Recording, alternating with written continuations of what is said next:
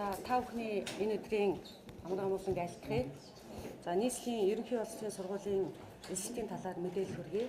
За өнөөдрийн мэдээлэл хэвлэлийн баахралт боловсролын салбарын мэдээллийн системийн хөгжүүлэлтийн багийн зөвлөх шинжээч Үнэнбат нийслэлийн мэдээлэл технологийн газрын дарга Чин Зориг за нийслэлийн боловсролын газрын олонч дарга Батхан Чимнаар оролцож байна. За Монгол Улсын боловсрол суурьшин тухай спортын сайдын 2019 оны 4-р сарын 5-ны өдрийн ерөнхий боловсролын сургуулийн эсэлтийн талаар авах зарим арга хэмжээний тухай А200 дугаар тушаалын 4-р залтаар ерөнхий боловсролын сургуулийн хамран сурах тойргийг бүтээн байгуулалт аймаг нийслэлийн хөгжлийн төлөвлөлтөд уялдуулан судалгаанд үндэслэн шинжилэн тогтоох үүрэг чиглэлийг аймаг нийслэлийн боловсрол соёл урлагийн газрын дарга үүрэг болгосон. За энэхүү үүрэг чиглэлийн дагуу нийслэлийн боловсролын газрын даргын 2019 оны 5 дугаар сарын 9-ний өдрийн А44 дугаар тушаалаар нийслэлийн ерөнхий боловсролын сургуулиудын хамран сурах тойргийг бол шинжилэн тогтоосон. За энэ тушаалын дагуу ерөнхий боловсролын сургуулиудын 1-р ангийн эсэлтүүд зохион байгуулагдаж байна. За энэ хичээлийн жилд ерөнхий боловсролын сургуулийн 1-р ангид нийслэл Улаанбаатар хотод 6 настай 38232 хүүхэд элсэн. Баг тунд боловсролын тухай хуулийн 12 дугаар зүйлийн 12-ын 4 саснууд ерөнхий боловсролын сургууль 6 настай хүүхдийг элсүүлнэ. Энэ одоо чиглэлээр 2013 оны 1-р сарын 1-ээс 2013 оны 12-р сарын 31-ний хүртэлх хугацаанд төрсөн, дуустал хугацаанд төрсөн бүх хүүхэд бол хамрагдана. За хамран сурах тойргийн дагуу ерөнхий боловсролын сургуулиуд хүүхдийг ямар нэгэн эсэлтийн шалгалтгүйгээр төлбөргүйгээр одоо эсвэл ийм одоо үүрэг чиглэл удирдамжийг бол хөргүүлэн ажиллаж байна. За энэ хичээлийн жилийн бас нэгэн одоо онцлог бол ерөнхий боловсролын сургуульд эсэлтийг сургууль дээр бүртгэхээс гадна цахим эсэлтийг зохион байгуулахаар бид бас нэг дүүргийг сонгож авсан байгаа. Энэ нь шингэлтэй дүүрэг байгаа. Энэ тухай мэдээлэл технологийн газрын дарга Чин Зориг та бүхэнд энэ өдрийн мэдээг айлтгах үйлчлээ.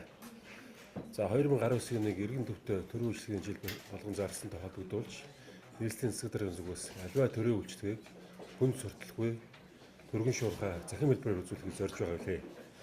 За ингээд биднээс 2019 оны жилийн 1-р ангийн сурагчдын эсэлтийг шинжилтэй дүүрэгт захин хэлбэрээр зохион байгуулахаар боловсрол соёлын ухааны яамны хамтран боловсролын мэдээллийн системийг боловсролын салбарын мэдээллийн систем бол SI систем дээр тулгуурлан захин эсэлтийг зохион байгуулж байна. Захин эсэлтийг зөвхөн шинжилтэй дүүргийн хамран сурах тойрогт сурах хүүхдийг бүртгэн. За ингэснээр бол ямар нэгэн байдлаар бичиг баримт шаардахгүйгээр захин хэлбэрээр эсэлтийг бүртгэн. За бүртгэхдээ бол тухайн SI системийг ашиглан эцэгчүүд нь орж SI систем одоо өөрийн бүртгэлийг үүсгэх хэрэгтэй байгаа. За цаашид энэ бүртгэлийг хийснээр бол 1-р ангийн хүүхдийн боловсролын одоо тухайн мэдээллийг бол SI систем дээр тулгуурлан одоо SI системээр дамжуулан одоо авч явах болно. За зөвхөн SI системээр бүртгэхээс гадна сургуулиуд дээр одоо биечлэн очиж бүртгүүлж боломжтой гэсэн. Сайн байцгаана.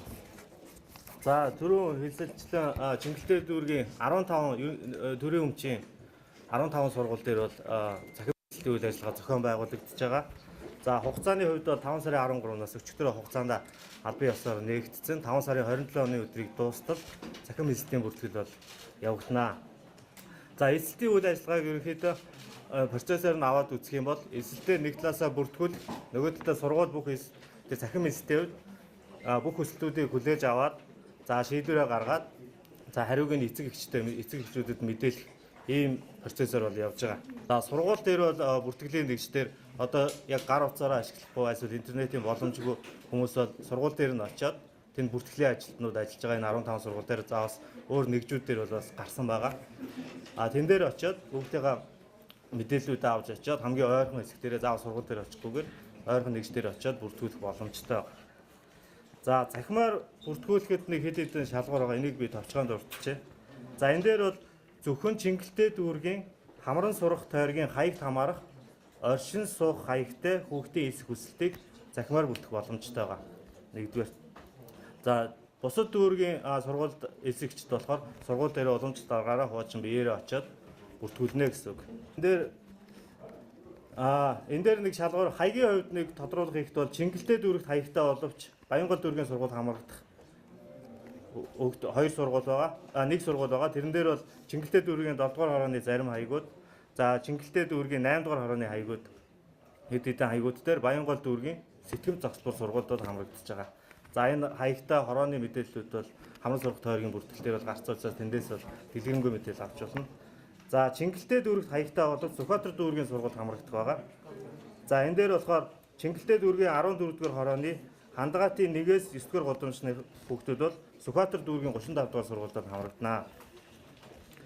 За Сүхбаатар дүүргийн бас зарим хаягтай хүүхдүүд бол Чингэлтэй дүүргийн сургууль хамрагдах боломжтойгоо. За энэ дээр 17 дугаар сургууль, 57 дугаар сургууль, 117 дугаар сургуулиуд бол Сүхбаатар дүүргийн одоо хамран сургах тойрогт Сүхбаатар дүүргийн хаягтай хүүхдүүд бол тухайн сургуулиудад Чингэлтэй дүүрэгт явна гэсэн байна. Тэгэхээр сар бид нэр эцгийн системийг бол нэвтрүүлсэн. Тэр системээрээ хуучин бүртгэлтэй хэрэглэгчид бол тэндээсээ шууд эсэх хүсэлтэд явуулчих болно. Шинээрээ бүртгүүлээд хүсэлтэд явуулж болно. Энэ дэлгэрэнгүй мэдээлэл бол хүргүүлчих байх те. Өстөр. За би хариулт өгье. За энэ боловсрол соёлын ухааны яамны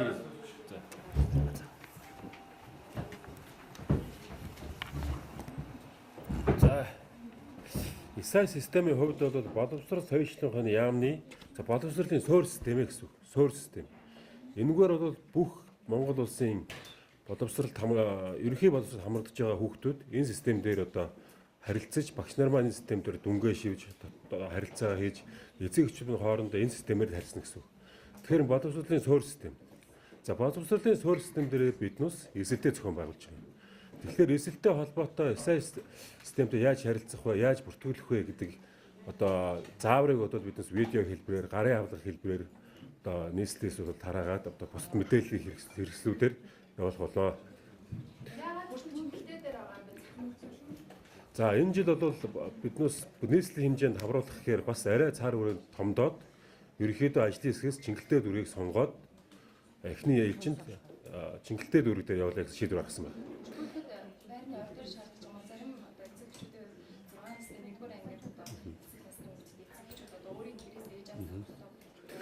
За системээр бүртгүүлэхэд онлайнэр гэж байна те. Гэрээсээ ч юм уу гар утснаас бүртгүүлэхэд бол эхлээд бүртгэл хийж байгаа. За бүртгэл хийгдээ тухайн хүүхдийн мэдээллийг за улсын бүртгэлийн ерхий газрын мэдээлэлтэй тулгаж үзээд за эцэгх нь хаана оршин суудгүй за бусад мэдээлэлтэд тулгаж үзээд за энэ хүүхд үнэхээр энэ сургуульд хамрагдах ёстой хүүхэд энэ хамран сурах тойрогтой байгаа байна гэдгийг нотолж байгаа хаталт нь за төрийн мэдээлэл солилцсон системийн хор системийг ашиглан явагдаж байгаа. Тэгэхээр бол бичиг баримт шаардахгүй үлчнэ гэсэн юугаар онлайнаар мэдээж эсэлтийн хувьд тийм. Тэгэхээр энэ юу ялгаа байгаа шүү. Сайн системд бүртгүүлсний дараа шууд элснэ гэж ойлгож болохгүй. Ард талд нь тулгаад за энэ үнэхээр чин зөрөг өгтөө Бацөр гэдэг хүүхд бол одоо манай Чингэлтэй дүүргийн 7 дугаар хорооны тэнцээ амьдэрдэг тэр сургууль сурах нь үнэн юм байна гэснийг бол бас ард талд нь багш нар шалгах юм. За алдаатай хүүхдүүдийг алдаатай гэхэлэр одоо байр түрээстэй юм бусад одоо мэдээлэл нь зөрүүтэй хүүхдүүдийг буцаад уцтаа за таны хүүхд бол ингээд бүртгүүлэх гэсэн чинь энэ хаяг дээр та амьдрдаг юм байна. Энэ амьдрал дээр амьдрдаг боловч ийм асуудалтай байна гэдгийг бол буцаага мэдэгдэнэ гэсэн. Тэгэхээр бол энэ эсэлтийн хүсэлтийг захимаар бүртгээд алдаагүй хүүхдүүдийн шууд систем хүлээгээд авчина. За алдаатайг нь бидээс хойноос нь уцтаад хойноос нь холбогдоод таны мэдээлэл бол ийм учраас ийм тодруулах шаардлагатай байна гэсний үндсэн дээр бүртгэнэ гэсэн. За захимаар бүртгүүлснээр давуу тал бол ерөөсөө бид түрүү хэлсэн бичиг баримт бүртгүүлэхгүй очирлохгүй. За 9 сарын 1-ний болохоор бүгд ингээд цэцэрлэг сургуулийн гадаа очиад ингээд баахан очиртой хил ам үүсгдэг.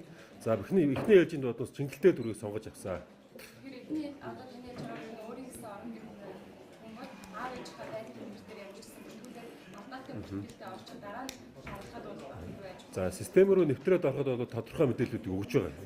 За ийм учраас систем өөрөө тухайн бүртгүүлж байгаа иргэнийг хөтлөөд аваад явна гэсэн. Тийм.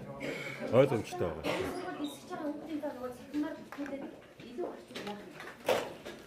Гэхдээ ер нь бол угаасаа хуулиараа чинь хамран сурах тойргийнхаа дагуу хүүхэд бүр сургуульд орох ёстой. Ямар ч байсан л хүүхдүүдийг тухайн хамран сурах тойрогтой хамаарч л явал сургуульд эзлүүлнэ гэсэн.